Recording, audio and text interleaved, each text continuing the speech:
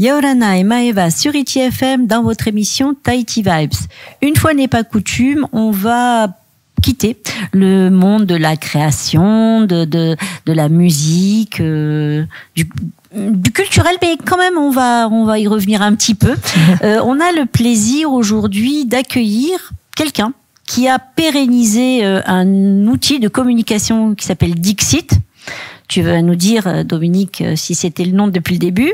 Donc, on a le plaisir, je disais, d'accueillir Dominique Morvan. Yaorana. Yaorana, Valérie. Alors, je me suis dit qu'on allait faire un peu cette interview dans un mode un peu rétrospective. Oui. Donc, je vais résumer quelques petites choses. Dixit, c'est le nom original ? Oui. Ok, donc c'était en 84, et puis il y a un moment où ça s'est un peu essoufflé. En 91, tu es revenu auprès de la jeune chambre économique, ouais, c'est ça. Et puis après, depuis quelques temps après, tu en as fait l'acquisition. L'acquisition, exactement. Et puis alors moi j'adore parce que quand c'est une femme chef d'entreprise, faut y aller. Il faut encourager les femmes qui nous écoutent dans l'entrepreneuriat. Alors pourquoi en fait Dixit, et pourquoi tu l'as acheté, et quel est ton lien en fin de compte avec ce travail, puisque maintenant ça devient quand même un bouquin, on va dire, une revue de référence, conséquente de référence. C'est vrai. Alors quand à l'époque j'appartenais à la jeune chambre économique, j'avais moins de 40 ans, et le monde de l'économie m'intéressait beaucoup. Je trouvais qu'il y avait, on était en plein essor, les années 80-90, et il y avait vraiment matière à faire un magazine d'économie. Il y avait beaucoup de choses à dire. Le projet de la jeune chambre, c'était surtout un répertoire, et il y avait un tableau des 100 premières entreprises, mais sans vraiment toutes les indications de chiffres. Donc, j'ai pris un peu comme modèle l'expansion, et qui chaque année fait un numéro spécial où il présente les premières entreprises. Oui. Et je me suis dit, chaque année, on va balayer les grands secteurs, le tourisme, les télécoms, l'énergie, et ainsi de suite. Et Dieu sait qu'il y avait énormément de choses à dire. Il n'y avait pas encore, par exemple, pour l'énergie, c'était le début des barrages, l'hydroélectricité. Ouais. Et puis, il y a eu la transition énergétique. Et là, aujourd'hui, on est à 40% d'énergie verte sur Tahiti. C'est juste un exemple pour montrer l'évolution. L'évolution, clair. Donc, si vous prenez les 30 dernières années, tous les secteurs ont évolué. Tous. Le Bora Bora, par exemple, tous les grands projets hôteliers, ces magnifiques hôtels 5 étoiles n'existaient pas quasiment. Clairement, il y avait le Bora Bora sur la plage Matila, et puis c'est tout. Donc voilà, nous avons été un peu les témoins de cette histoire économique.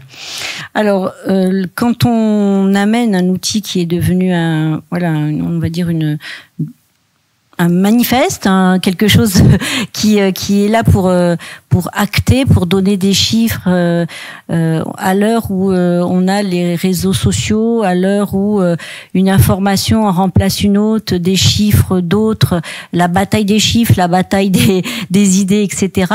On va dire la crédibilité. Ouais, la crédibilité, j'allais dire, de l'information et des chiffres.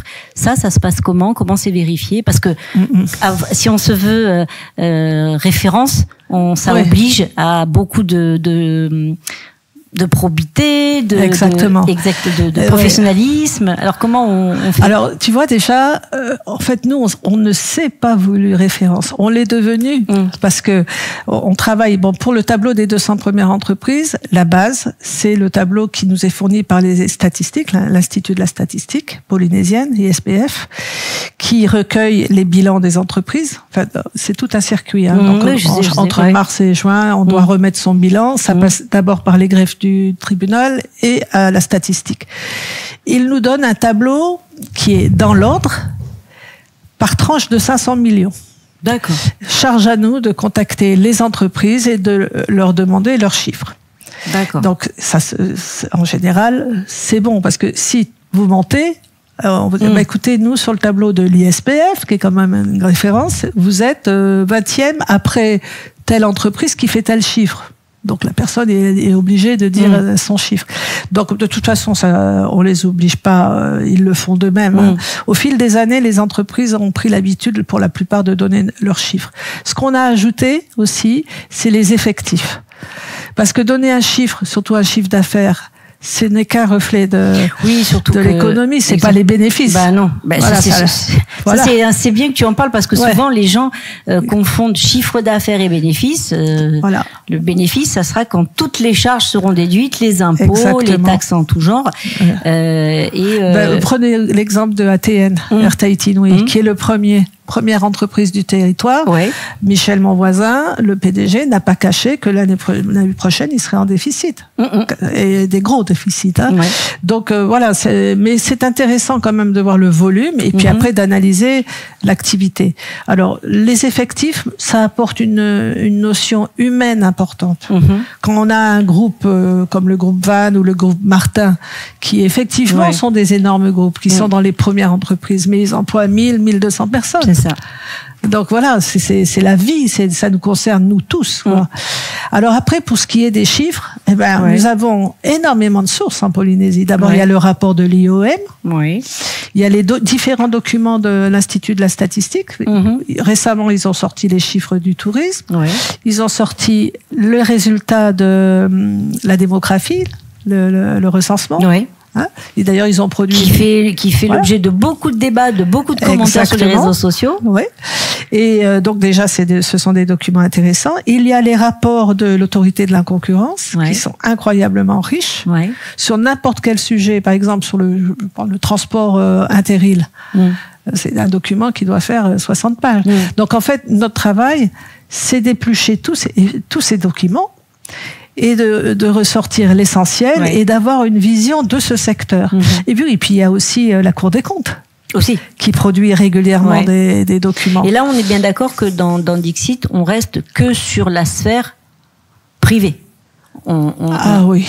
Non, mais ce que je veux dire, s'il y a des entreprises qui sont en fait sous le mode de l'association ou de ce genre de choses, ils rentrent pas dans Dixit. On est vraiment que sur des entreprises privées. Oui. D'ailleurs, même l'aspect, on va dire institutionnel, il est abordé dans une présentation qui est en tête de magazine. Donc on présente les institutions. Il y a même un tableau où on présente les rôles de chacun, du pays et du pays et de l'État. Voilà. C'est comme ça, si les gens se posent des questions, mais ça aussi c'est intéressant parce que ça permet de faire clairement. Là, je suis sur justement le tableau des 200 premières entreprises du Fénois. Donc effectivement, Air Tahiti est en premier. Air Tahiti Nui. D'accord. Ah là, c'est celui des effectifs. Ah oui, pardon, des effectifs. Donc c'est Air Tahiti qui est devant en termes d'effectifs. Non, parce que je trouvais que c'était intéressant justement de se mettre sur ce mode-là et de voir quand même que donc Air Tahiti qui du coup sur l'effectif. Alors là, on est sur 2022, même si on est sur la publication 2023-2024, on est forcément sur un temps décalé. Ça fait quand même 1482 personnes. Donc forcément, il faut que ça tourne parce que ça fait une masse salariale de dingue. Ils sont présents dans énormément d'îles. C'est presque un service. Oui, je pense que de toute façon, il y a une mission de service public et clairement, de transport. Donc c'est vrai. D'ailleurs, on peut revenir sur l'autorité de la concurrence qui est là pour ouvrir les marchés, pour essayer de faire rentrer de la concurrence. Quand Air Moana entre, effectivement, ça fait baisser les prix. Après, il faut savoir comment on peut faire bouger l'ensemble pour pas déstabiliser aussi. Non, mais la concurrence, c'est quand même. Je sais pas si c'est des choses parce que j'ai pas parcouru dans les grandes lignes. J'avoue, je n'ai pas tout lu. La concurrence, c'est aussi une nécessité. Parce qu'on voit ici, je vais pas nommer les marchés, comme ça je vais être attaqué par personne, non, je plaisante. Mais on voit bien quand même qu'il y a des secteurs d'activité où ça a quand même changé la vie du consommateur. Et que on peut pas, même si on est un petit territoire en termes d'habitants, avec tout l'apport qu'il y a de tourisme, les chiffres sont enfin tombés. On est très au-delà de 2019 qui allait être l'année de référence. Maintenant, on va être donc sur l'année de référence, ça sera 2023 à partir de maintenant. Il y a quand même aussi de la place pour d'autres acteurs, que ce soit, bon là on parlait de l'aviation, du transport aérien, c'est vrai aussi, parce que tout le monde disait oulala, quand il y avait des nouvelles compagnies qui venaient de l'international, oulala Air Tahiti Nui, mais Air Tahiti Nui ça va très bien en fait. Quand même. Bon, il y a les investissements, il y a tout ça. Voilà, mais bon, ce que je veux dire, c'est que United a quand même pris 20%. Hein. Oui, mais ça aussi, non, mais c'est bien pour nous. Bah, c'est bien pour nous, pour le consommateur. Bon, on prend l'exemple des télécoms. C'est vrai que Vodafone a fait baisser les prix. Je voulais pas les nommer, mais puisque tu dis, mais c'est ça. Le dire. Mais je pensais à ça. En mais fait, après, il faut voir. Donc Vodafone demande à bénéficier des structures, des infrastructures télécoms. Mais ça, c'est vrai en France. Hein. Ça a été fait en Europe, l'ouverture. C'est comme par exemple pour partir un petit peu loin de Tahiti, les réseaux ferrés en France. C'est ouvert maintenant à l'Espagne, à l'Italie. Exactement, c'était à la base à la SNCF. Ils ont eu des aides. Enfin, il y a eu tout un tas de choses que tu as mis en place. C'est ce qui est difficile, c'est de faire des comparaisons parce que justement. Non, mais c'est la tendance. C'est une tendance. C'est pour ça que l'autorité de la concurrence a été créée. Il faut le faire. Par contre, on a une morphologie de territoire qui est différente. Exactement. Quand on ouvre à la concurrence, je reprends l'exemple des télécoms, donc il faut mettre au service de nouvelles sociétés ces infrastructures qui existent, les réseaux enterrés, les antennes et ainsi de suite. Très bien. Et il y a aussi l'entretien de tout ce réseau. Qui aujourd'hui peut entretenir ce réseau à part un gros groupe comme OPT? Qui peut le faire? Oui, mais ça peut pas être Vodafone parce que ça peut pas être rentable. Non, mais ce qui est certain, c'est que donc en fait, il faut arriver à pondérer les choses. Et d'ailleurs, c'est toute la difficulté de l'autorité de la concurrence, c'est d'ouvrir pour que les prix baissent en mesurant sans mettre en danger un groupe qui, là aussi, il y a plus de 1000 personnes derrière. Donc il faut et puis il faut toujours qu'on ait des infrastructures de qualité. C'est sûr. Que tout s'abîme ici, entre l'érosion, l'air salin et tout ça. Donc là, quand j'ai tourné les pages, je reviens un peu en arrière. Là, je suis bien sur la page des 200 premières entreprises du Fénois, classement par chiffre d'affaires en 2022. Voilà. Ce qui saute aux yeux, c'est que l'agroalimentaire, l'alimentaire truste les premières places quand même. Hein. Je veux dire, c'est. Voilà, donc on est sur aussi des territoires qui sont très dépendants des importations, presque 90%. Mais avec un rapport chiffre d'affaires effectif qui est c'est pas je vais dire de marge, c'est super pas le bon mot, mais ce que je veux dire c'est que il y a des activités, il y a des gros chiffres d'affaires qui nécessitent beaucoup d'emplois et des chiffres d'affaires qui en demandent un peu moins aussi. Là, le plus frappant, regardez, donc c'est vrai que le groupe Van c'est un groupe qui aggloméré, en tous les cas au niveau alimentaire, va jusqu'à 64 milliards. Ils embauchent 1400 et quelques, presque 1500. Et Pétroleum. Voilà, donc là on est dans l'énergie, tout ce qui est importation de pétrole, c'est énorme pour 23 personnes. Voilà. On n'est pas du tout dans le même type. Des gros groupes comme le groupe Van ou le groupe Martin se concernent énormément de gens parce que derrière une personne qui travaille, il y a une famille. Oui, tout à fait. Donc c'est ça la difficulté. C'est qu'il faut prendre, c'est une économie de petite île et avec le danger de tout déstabiliser quand on commence à bouger. Ça veut pas dire qu'il faut pas bouger. Au contraire, c'est vrai qu'il faut ouvrir à la concurrence. D'ailleurs, le groupe Martin vient d'acheter encore un 4e supermarché. On ne peut plus dire qu'il y a de monopole sur les hypermarchés. Non, il y a des sous-monopoles, enfin, il y a des sous-groupes, on va dire. C'est certain. C'est ça, oui. C'est certain. Non, mais après, l'argent appelle la capacité à investir. Après, l'argent appelle l'investissement. Ouais. Je veux dire, quand on voit par exemple l'immobilier aujourd'hui en Polynésie, je sais pas si ça fait partie des choses que vous regardez un petit peu dans le Dixit, mais moi je me faisais la réflexion des dernières annonces que c'est un milieu que j'aime bien, puis je trouve que ça donne une idée, c'est une autre image de notre société. Je veux dire, mais maintenant c'est décomplexé. Il y a plus, je veux dire, un nombre de biens qui sont au-dessus de 100 millions, ça donne le tournis, quoi. C'est. Oui. Alors le problème du logement, parce que derrière l'immobilier, il y a le problème du logement, du foncier. Ça peut être douloureux. Je veux dire, si on identifie vraiment le besoin en logement, on a probablement dépassé 5000 demandes. Et bon, c'est vrai que l'OPH fait son travail du mieux possible. Il faut trouver du foncier, ce qui est pas évident. Non. Parce que les gens veulent pas forcément dédier une terre à une résidence OPH.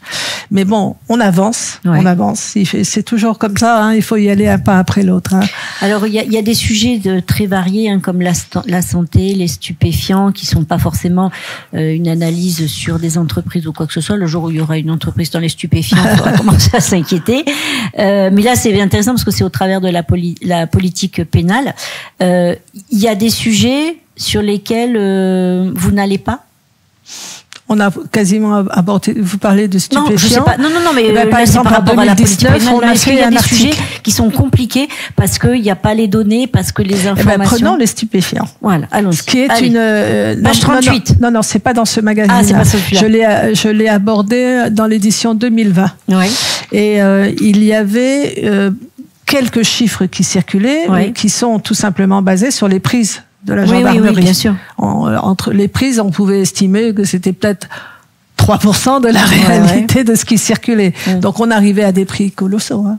On était dans du style 20 milliards l'économie de vente de PACA. Mais pourquoi en parler? Parce que c'est une économie parallèle qui fait vivre énormément de gens.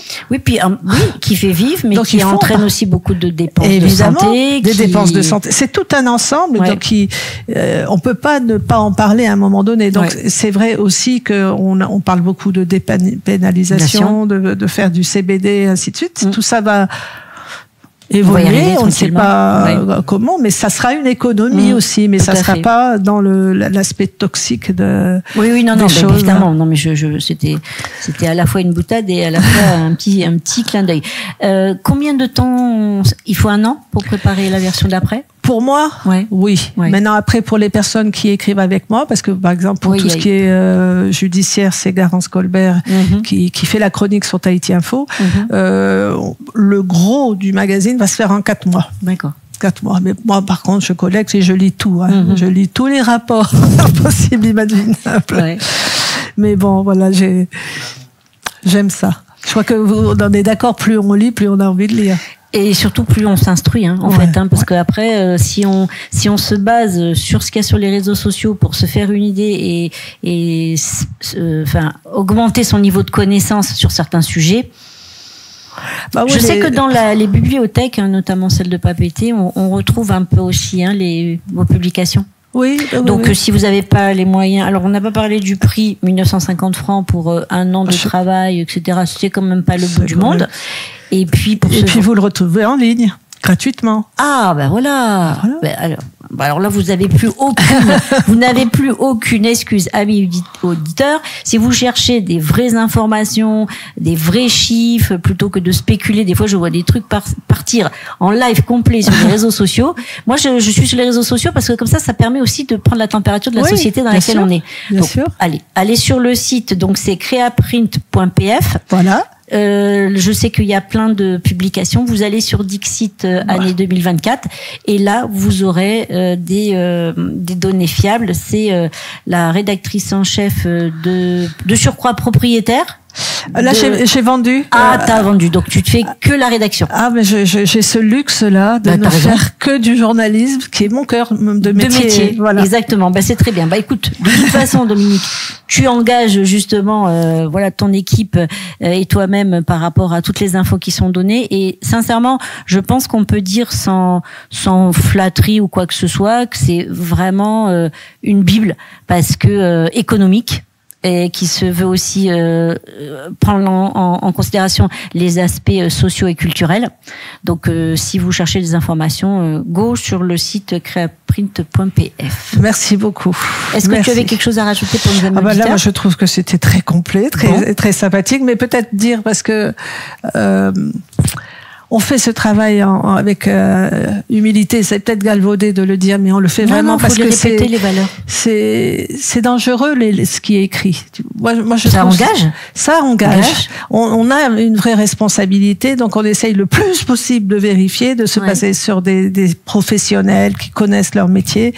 Et voilà, on veut vraiment bien faire ce travail. Et puis, on continuera tant qu'on peut. Voilà. On souhaite longue vie encore à Dixit. Merci beaucoup, Dominique, d'être venu jusqu'à nous, d'avoir été bien transparente, bien claire, parce que c'est ce que je voulais par rapport à cette interview. On te souhaite une belle fin de journée. Merci beaucoup. Merci de m'avoir reçu. Écoute, avec plaisir. Merci à vous, amis auditeurs, pour votre fidélité. Vous retrouverez donc cette interview, le lien podcast, sur notre page Facebook. Soyez prudents, soyez heureux et puis profitez bien de la vie. Allez, belle journée à tous. Nana.